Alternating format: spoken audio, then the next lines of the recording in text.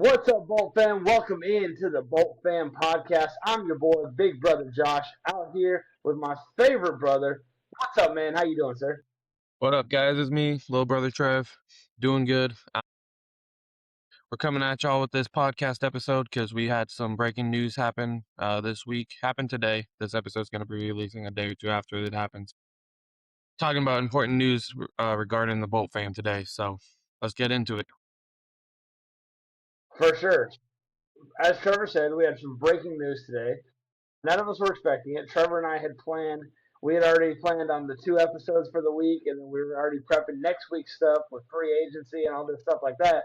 And it was like all of a sudden we got the ESPN notification today that the Los Angeles Chargers have hired Adam Gase to be the passing game coordinator. Trevor, do you have any immediate reactions to that, or do you want me to just give mine? My immediate reaction was I had to go look up who he was. I did some research, but yeah, my immediate reaction was not even knowing who he was. So you have a far stronger opinion on this. You give yours. I'll pitch in at the end. All right. Yeah. So this is one of the things I love about doing this podcast with you in particular. And I know we talked about it on one of the prior episodes, but like I love the history of the NFL. I didn't play football, but I grew up a fan, playing fantasy football since I was like 11 years old. Won my first league at like 12 years old. So I was like super into this type of stuff, like coaching hires, people's history, people's backgrounds. I was super into this. I didn't expect. I had to call Trevor earlier. I was like, dude, do you even know who this guy is? And he's like, no, I don't. And I love doing this podcast for this reason. Trevor, I don't think you're the only one who doesn't know who this guy is. If you're a newer fan or a younger fan even, you have no idea who Adam Gase is. If you've been around for a while and you've been following football for a while, you probably had a strong reaction like me. And I'm going to be honest with you. My reaction was an immediate, what the heck are we doing? Everything from this entire offseason has been awesome. I've been loving the Mike McDaniels hire. I loved what I heard from Chris O'Leary. And then all of a sudden, I just get this ESPN notification. I'm like, why this guy? So I was really upset. Don't understand it. And I do have some strong opinions. But if you don't mind, Trev, I got just a quick little history lesson of Adam Gase's coaching career. Page and a half. You think we got time for that? No, I'm gonna rip through it, but I think it's worth noting. It's a decent amount. So I'll start at the top here. So he's been coaching since 2000. He started as a graduate assistant at LSU under Nick Saban. So I gotta say, off the Good rip, start. graduate assistant, first job under Nick Saban, not bad. Good start. So that's a good start for sure. Then he became a scout for the Detroit Lions from 2003 to 2004. Goodness, go through that. 03, 04, he's a scout for the Lions. Okay, but then he gets promoted out of the scouting department onto the sideline. He becomes an offensive passing game coordinator, and he's just a QB coach and passing game coordinator. And here's where I want to break down what his quarterback resume looks like. Because he's going to be the passing game coordinator, and more than likely he will be named the quarterback's coach as well. I'm upset with that because that means we're losing Shane Day. Shane Day was a good quarterbacks coach. Herbert loves him. So unless there's some kind of falling out that I don't understand or that I don't know about, I don't know why we didn't just bring back Shane Day. Herbert loves him. Harbaugh loves him. I don't know why, but so if y'all know if there's any news I haven't seen on that, please let me know and put it in the comments because I don't know why we didn't just do that. So that was my first reaction. But let's go back here. 05, he was the quarterbacks coach for the Detroit Lions. Their quarterback was Joey Harrington. Trevor and any new fans, you guys know who Joey Harrington is? To be Yeah, fair, not gonna try to give information like I know what I'm talking about when I don't. Yeah, no. no, you're good. I'm not making fun of you or trying to make you look stupid. I promise. This is like legitimately. I hope to be able to inform you and some of our audience here because, like, I'm sure you're not the only one. Joey Harrington. To be fair, most diehard fans don't know who Joey Harrington is. He wasn't exactly a star in the league. In 05, Harrington threw for 221 or 2,021 yards. That's it. The team went 5-11, and somehow nobody got fired. So we move on to 2006. John Kitna was the quarterback at that point. He actually had a crazy, like, I didn't realize John Kitna, I at least knew this name, but he had a massive year. Went 4,208 yards. So 4,200 yards from the quarterback, pretty solid.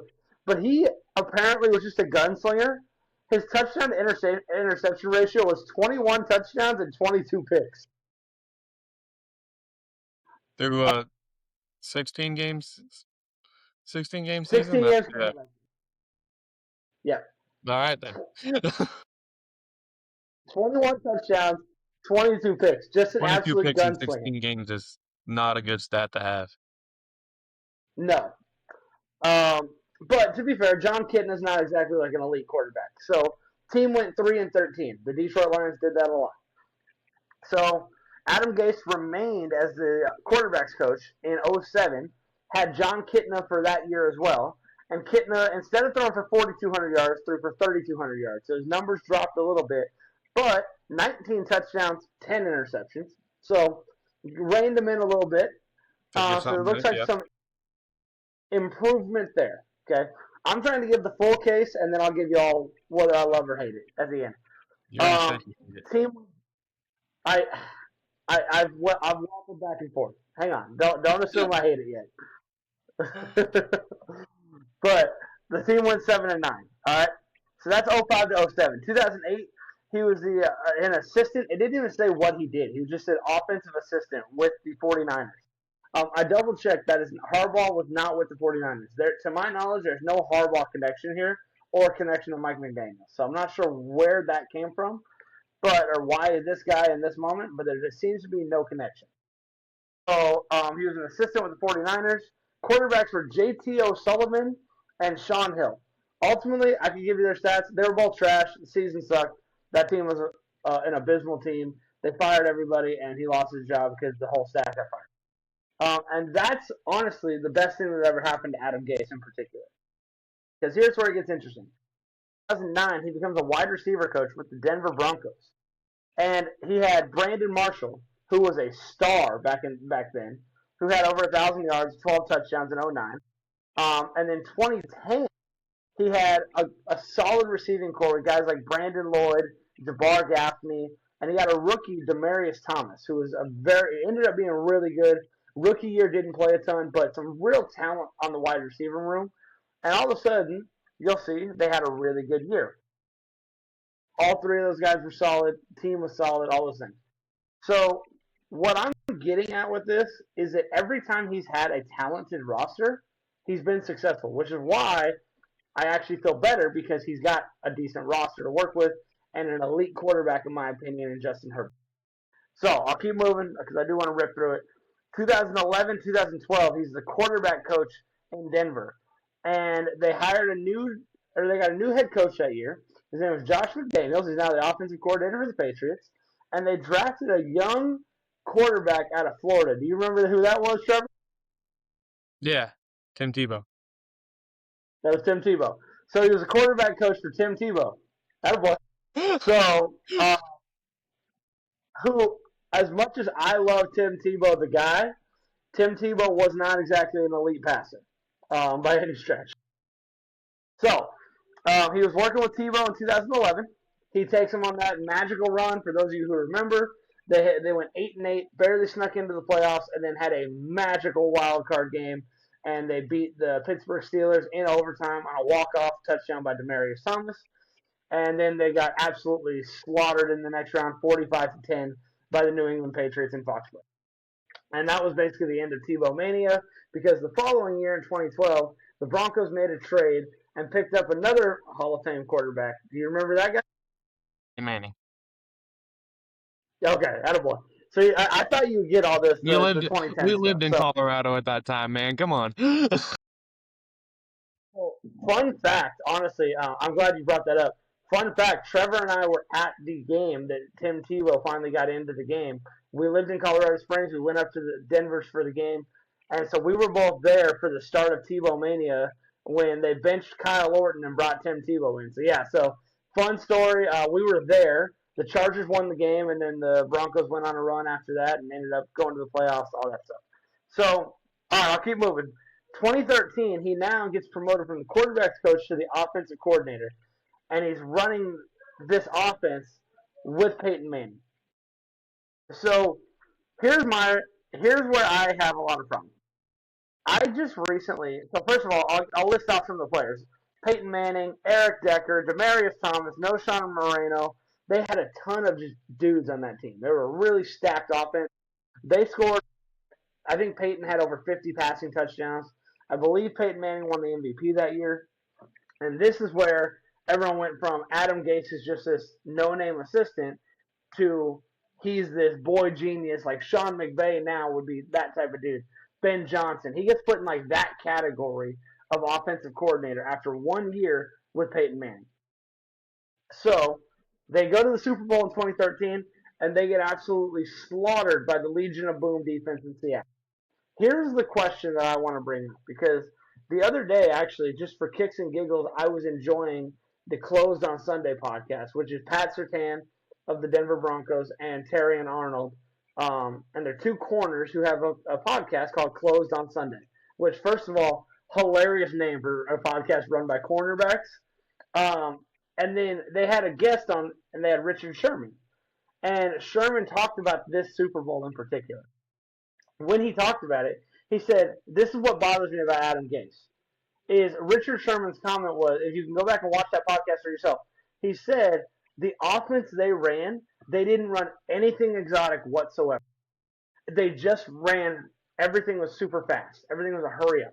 So they talked about, or he brought it up to the point. He said, in the 2 weeks preparing for the Super Bowl, we didn't watch film. We ran gassers. And that's literally what he said. Is he goes, this offense just wants to go up and down and wear you out. He goes, and we just decided that we weren't going to be outrun, and we were going to be in better condition than them. They got out there, absolutely killed them, and Sherman said later, we weren't watching film. We didn't have a crazy game plan. We ran a regular cover 3 or a cover 1 on every single play, and we were just better than them. And they couldn't adjust. And I was like, man, that's crazy in the Super Bowl to say that their whole offense was stuff that you do on day 1, day 2 installs of mini. And that's what Sherman was saying. Their offense wasn't super creative. They just did it. They did everything fast in the hurry up. And what they would do, for context for the fans who weren't watching back then, they would just get to the line, and then they would call in the play to Peyton, and then he would start motioning guys, get things in order. They really didn't even huddle. They would just get to the line of scrimmage, and then Peyton Manning would start moving guys around and then call the play. So it was really hard for defenses to adjust. But Seattle was like, hey, we're just going to play cover 3 and be better than you. So that was that. All right.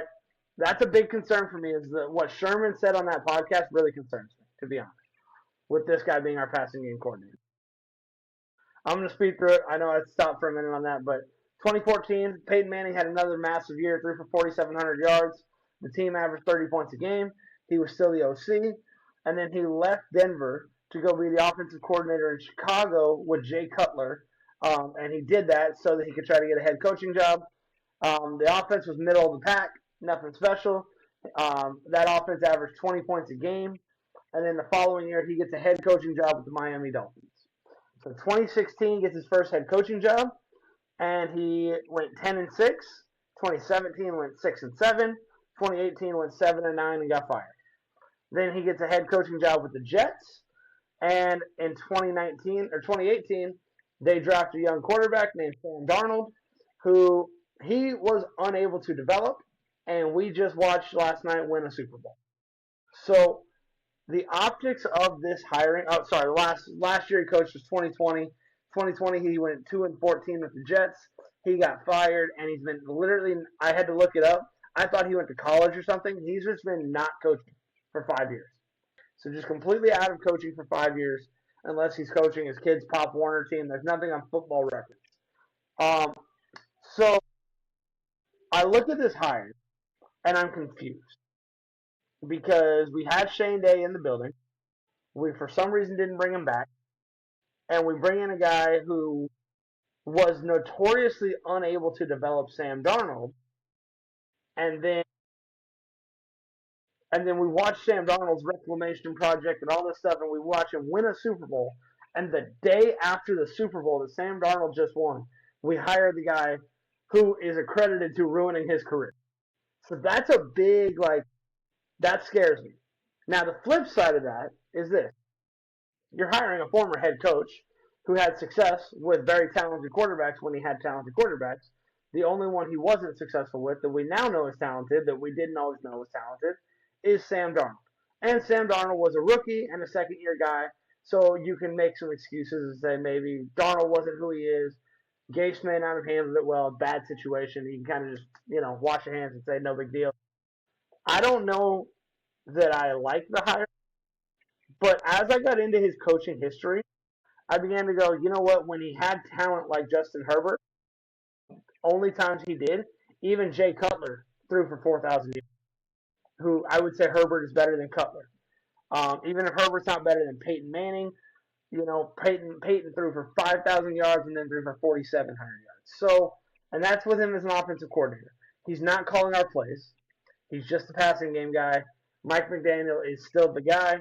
So with that, I'm going to say, Charger fans, I panicked a little bit. I'm going to tell y'all, some of you probably panicked. Don't panic. I think we're going to be okay. I won't sit here and tell you I love the hire. I won't sit here and glaze the situation. But I'm going to tell you, don't panic. I think we'll be okay. I trust Jim Harbaugh. I trust Mike McDaniel. And ultimately, I still believe that Justin Herbert, by the end of next season, will be a top 5 quarterback in the NFL. So, with that being said, that's my whole long spiel. That's my history lesson. There's my take. Trevor, I'm going to pass it back to you. Like Justin Herbert to Keenan Allen, connecting on a touchdown.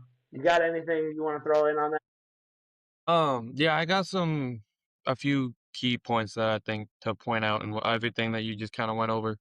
Um, so one being that him being the quarterback coach is an assumption, right? It says he's involved in the passing game, and he has that resume of building up those rookie wide receivers. We don't know that Shane Day's gone. We don't know that he's gonna be that that Adam Gase is gonna be the quarterback coach for certain yet. I mean, that might come out in the next couple days, even possibly before we release this.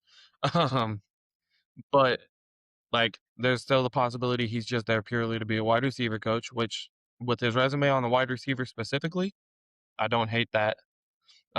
Especially under Mike McDaniel offense. Don't hate it. I mean, I'm not in love with anything by any means.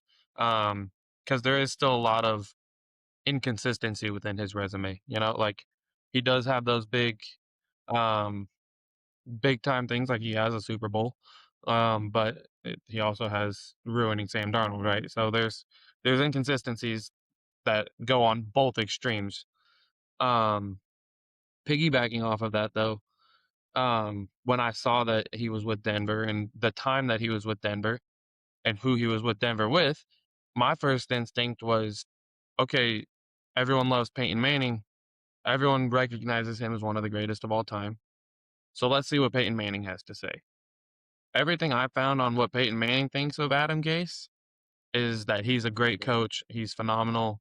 Um, and so at that, I say, like, I guarantee Peyton Manning knows more about football than either one of us. Um, you know, like, yeah, they got shut out by the Seahawks in the Super Bowl. That still means they were better than 30 of the other 31 teams that they had a chance of going against in that league. So I can, like, second best isn't is yes, it's not the best, obviously, but like second best isn't the worst thing ever. It's not the end of a resume. It's not a huge, like, just, well, he's the worst coach ever because the Legion was able to shut them down, Like they shut everybody down. So, um, and then also with that, I mean, going off like the Tim Tebow thing, I think him being able to lead Tebow mid-season like that is a great booster to that resume. Um, and then the final main point that I have that I want to touch on is that keeps comparing. Everyone wants to talk about how Justin Herbert hasn't won a game in his first 6 seasons, or a playoff game in his first 6 seasons. And then they also immediately compare that to Peyton Manning, who didn't win a game in his first 6 seasons in the playoffs. So if we're going that route, like, you get someone who similar career wise as Peyton Manning, you get someone who Peyton Manning says is a great head coach, or a great coach, not head coach. He he didn't do great as a head coach. Like, that's pretty obvious on the resume. But he's not going to be our head coach. So managing an entire team is a lot different than managing a passing game. Um, so I'm not fully in love with everything that, like, not 100% sold, but I'm more sold than I am, like, concerned.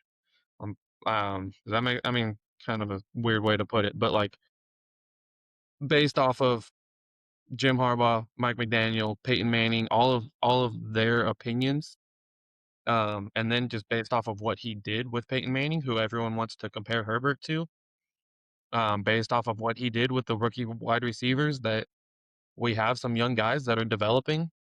Like, I don't hate it at all. Like, I mean, I'm, like I said, I'm not 100% in love with it, but I don't hate it. I don't dislike it. Um, like I said, there are inconsistencies in the resume, which makes it very concerning on certain aspects.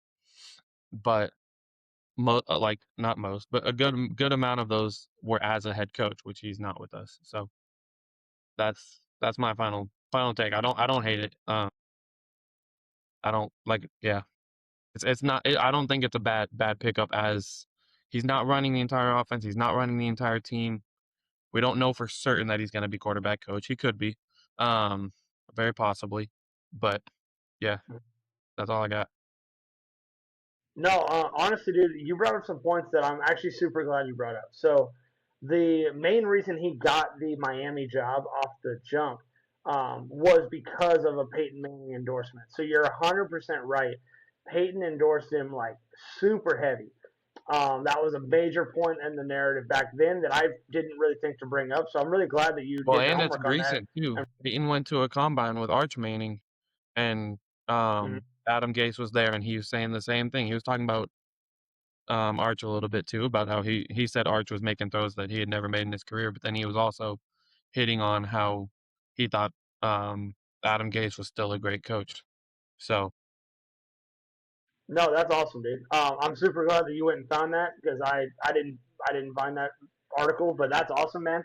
I think that's a good point though. Like Peyton did love this dude, like overly hyped this guy up. It was like kind of weird the way Peyton hyped him up more than any other coach, really. Um, so he obviously had some kind of relationship, or he had some kind of dirt on Peyton Manning that and he made him say it. But no, I really think that that's a fair point. And like I said, I I would compare on a talent level. Like maybe Peyton's a little bit better, but I mean they're Herbert and Peyton are in right. a I mean, ballpark that you can Herbert conversation. hasn't proven himself like Peyton has. Like, he's, who knows, by the end of his career we might be saying Herbert's better. But I mean, as of right now, we still got to go with Peyton Manning's better than Herbert. Like, that's, as much as I love Yeah, Herbert, we got. as much as I don't like that Peyton Manning was a Bronco, like, you still gotta try to be unbiased, as unbiased as possible. So we got a ways to go before we get to that point. So that's a fair point. But no, dude. So I think you brought up some good points, and I think the Chargers fans should be overall. It's okay to have some skepticism on this. Sounds like both of us have a little bit of our own. Um, but I will say this: the last thing I got to tell you, man, is when you see because Trevor hasn't seen the thumbnail I made for this. I got to give you the backstory on this. The Adam Gase showed up to a press conference, and he looked like he had just taken an entire bottle of Adderall. Man, his eyes are just freaking wide open, and he's like all over the place. And then he showed up to another press conference where he looked like he was stoned out of his mind. Eyes were just bloodshot red. He was just like exhausted. He might have just been at the office working all night, but I mean, man, I'm like he looked like he had blazed up a little bit. So he has had some really bad moments in the NFL that have made him a meme more than once. Okay, so that's the other thing. I don't want my quarterback coach to be a meme. So as long as we go the whole season without seeing viral Adam Gase memes, I'm going to consider it a success. Regardless, because I think you made some valid points, dude. The reason that I've heard a lot of people, I'll give an example. I listen to a lot of sports commentary, and Colin Cowherd talked about why do I believe in Sam Darnold? Well, I believe in Sam Darnold because Kyle Shanahan believed in Sam Darnold, Kevin O'Connell believed in Sam Darnold, and then you get Clint Kubiak is now, and so he brings up all these guys who believed in Sam Darnold, and he's like, I don't know, I just believe in Sam Darnold. I'm gonna give you another thing that I think is really genius about what you said. Is I know that you said you didn't know who he was going into today, but there's a Stephen A. Smith says this all the time, and I'm not a huge Stephen A. Smith fan, but he goes, I'm brilliant because I know I'm not, and so I listen to those who are. And I think that's a great quote. It's honestly one of my favorite quotes, dude. It's why I feel like, hey, I never played a down of football in my life. I was a baseball guy. I played college ball. I played at a high enough level to understand athletes, but I didn't play a down of football. Why can I talk football? Well, because I do my homework and I listen to people who are smarter than me. So I love what you did, Rod. I just wanted to commend you on that really quick before we log off here. And I wanted to commend you on that because I know when I called you, I was like, dude, did you see the breaking news? And you're like, I don't know. I mean, I saw a coach got hired. I'm like, no, that's breaking news.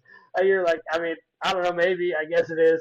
So the only thing I will say, he's going to be heavily involved in the passing game, and we do have, and I always butcher this guy's name, so I apologize, but our wide receiver coach is still in place. Shangri-La, or I don't know, man. I always butcher that guy's name. He's one of the top wide receiver coaches in the league. I'll give a little backstory on him.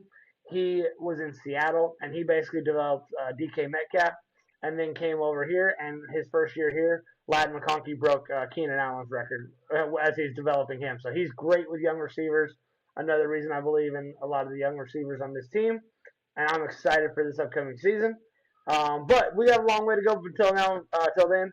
So thank y'all for tuning in with us. I wanted to thank you, Trevor, for doing your homework tonight and last minute jumping on an episode after working a 10+ hour day. So mad respect for you, bro. Good job. And we're gonna chop it back up next week with the defense and the offensive free agents available. We'll hit an episode on each. Possibly break that up into 3 or 4 episodes, depending on maybe even hitting them by positions, doing offensive line, then doing another one on skill positions. So we got a lot coming up, and then after that we got the draft. And Trevor and I have already been doing homework on the college guys, so we'll have some draft content coming up for you. So make sure do us a favor and do yourself a favor. Hit the subscribe button down below right now. You don't want to miss any of this. It's about to be the best content on the internet for the Chargers. So make sure to bolt up. Make sure to subscribe. Make sure to share with your friends, and leave us a comment on what you think about Adam Gase and this hiring. So with that being said, I'm gonna pass it back to you, Trev. And if you got anything else to say, if not, we'll hit the road. That's it. You hit it all. Appreciate y'all tuning in. Much love for y'all already starting off strong with these first few clips we posted and everything. So very appreciative of all of you. Um, doing better than we thought we would, honestly. So, and that's all because of you guys. So keep watching, keep letting us know what you think, keep letting us know what content you want to see, and we look forward to making it for you. So that's all we got. Yes, sir. All right. Well, with that being said, thank y'all for tuning in. Bolt up, and we will see y'all next week.